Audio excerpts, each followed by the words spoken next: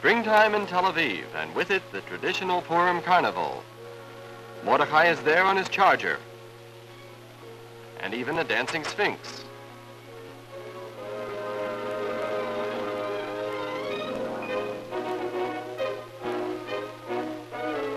It's fun for everyone, but this is mainly a day for children celebrating the triumph of Queen Esther and the defeat of the crafty Haman.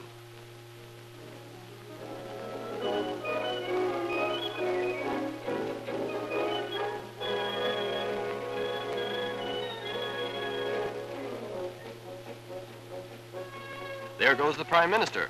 Paper mache, of course. Not part of the story, but definitely fun is guessing the names of these contemporary Israeli figures.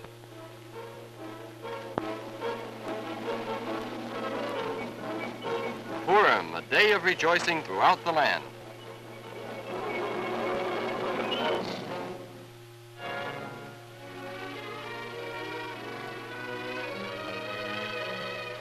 Mrs. Eleanor Roosevelt, world patron of Youth Aliyah, is guest of honor at the 25th annual conference taking place at the Weiss Auditorium of the Hebrew University. 200 delegates from 14 countries attend. Mrs. Roosevelt reviews the history of Youth Aliyah, gateway to a new life for 90,000 children from 70 different countries. It is a saga begun in 1933 in Nazi Germany with the rise of Hitler. In the wake of the slaughter of millions that followed came the thousands of Jewish orphans to be taken up and cared for by Youth Aliyah. Through the efforts of this great humanitarian, Henrietta Zold, a great movement was molded. For those children still being held behind barbed wire on Cyprus, Youth Aliyah meant a hope to cling to.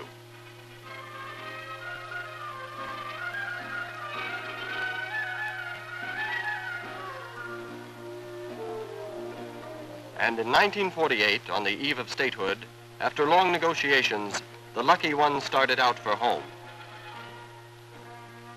One by one, they came through the great gates, marched across the quay, and climbed aboard the ships to freedom, to a new way of life.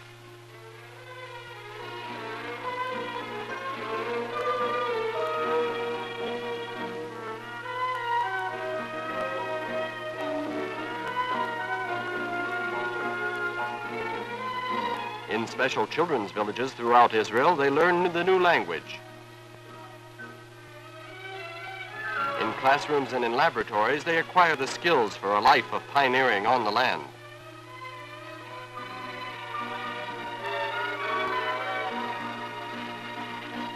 To be completely self-reliant farmers, the boys learn trades such as mechanics and carpentry. The girls are taught domestic crafts such as sewing and weaving.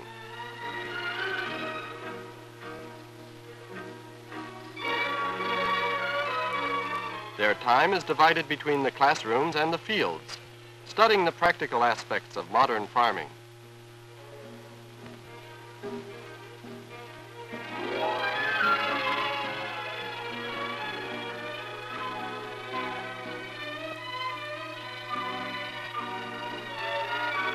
Today, along Israel's exposed borders and in the desert wastelands of the Negev, Youth Aliyah graduates are on the job.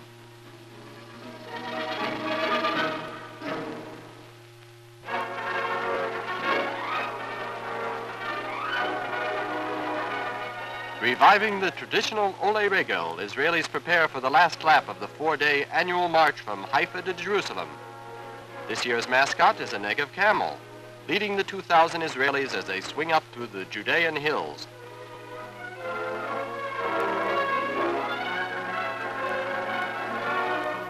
Taking part are men and women from every section of the country and from all walks of life, young and old, businessmen and bankers, mechanics and clerks.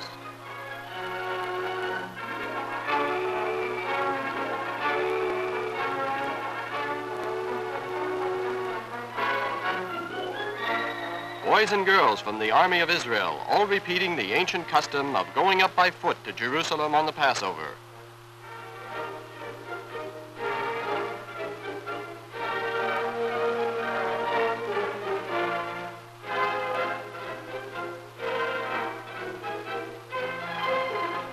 colorful mass of marchers recalls the pilgrimage of their forefathers to the holy city thousands of years ago.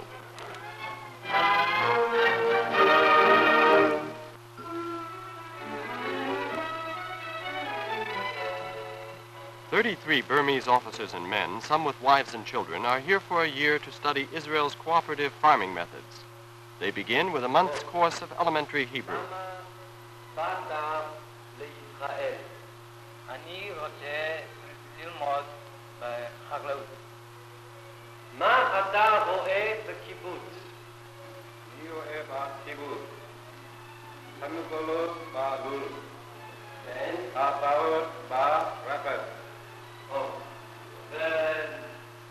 This may not be biolic, but they can now make themselves understood.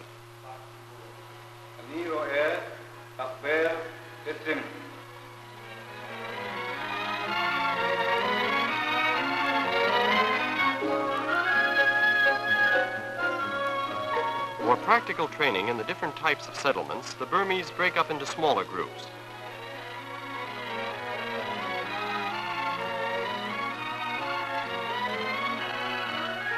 Here they take part in the farming tasks, learning while they work. They earn their keep with their labor, sharing the pattern of living with their hosts.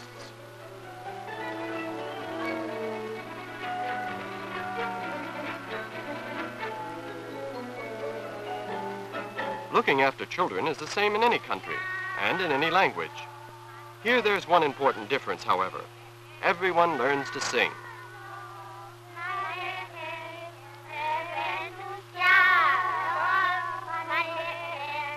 The year together enriches Burmese and Israelis alike.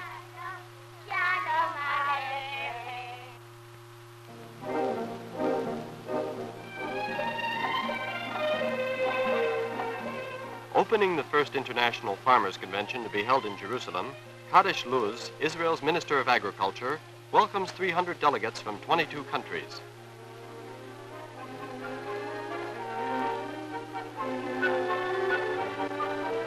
Belgium's Minister of Agriculture replies on behalf of the delegates.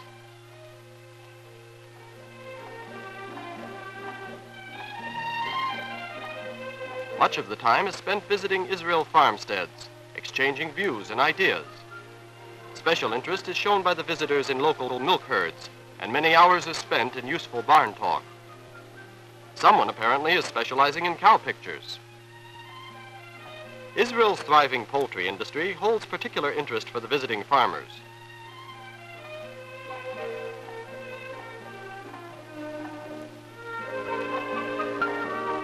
The International Farmers' Convention ends with a visit to Shivta, an ancient Nabatean city that flourished 1,500 years ago, deep in the southern Negev.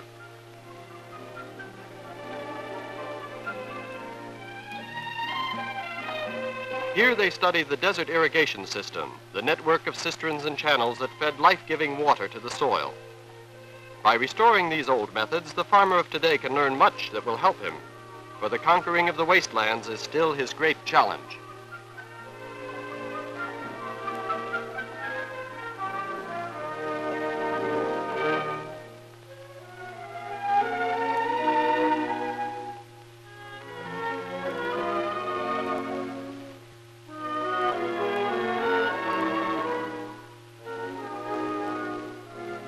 Tel Aviv is presented with a new and spacious art gallery, a gift of Helena Rubinstein, the great American beautician.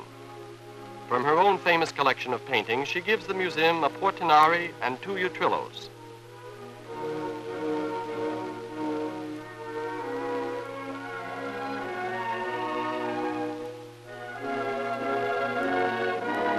Some weeks later, President Ben Zvi opens a collection of old Dutch masters, lent by museums and private collections in the Netherlands.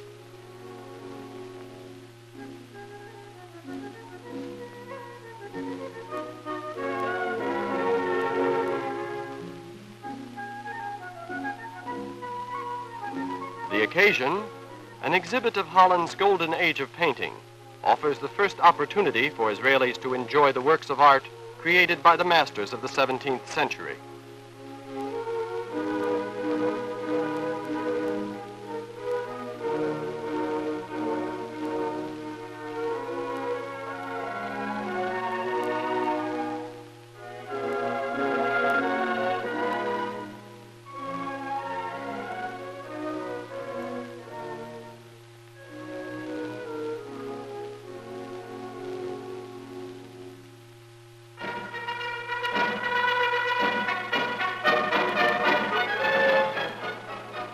Israel's first royal visitor cuts the ribbon across the entrance of the Queen Elizabeth Archaeological Institute of the Hebrew University. A biblical student and keenly interested in the archaeology of the Holy Land, Queen Elizabeth of Belgium visits the necropolis of Bet Sha'arim, inspecting a sarcophagus with a 2nd century inscription.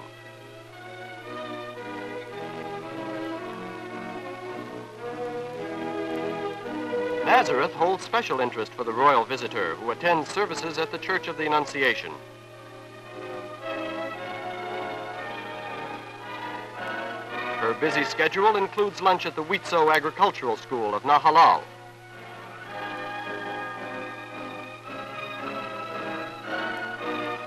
In Jerusalem, the Queen receives members of the government and diplomatic missions who come to pay tribute to a woman who throughout World War I and II had stood proudly and passionately against tyranny, saving many Jews from grim death.